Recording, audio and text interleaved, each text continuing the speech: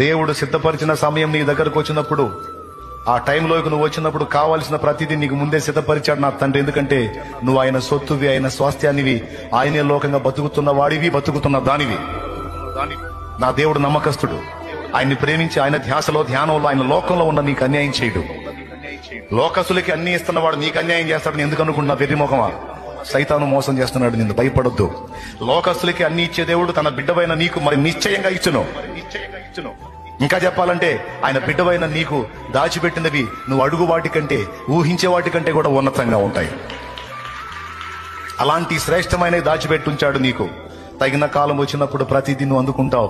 ఇప్పుడు ఏడుస్తున్న నువ్వు ఒక రోజు పగలబడి నవ్వే రోజు వచ్చింది. ఇప్పుడు ఆకలి కొన్న నువ్వు కడుపు నిండా తిని 10 మందికి పెట్టే రోజు వచ్చింది. ఇప్పుడు అవమానాల్లో నడుస్తున్న నువ్వు రేపు తల ఎత్తుకొని ఘనంగా తిరిగి అనేకులు ఎదుట ఘనపరచబడే రోజు వచ్చింది. Download ShareChat.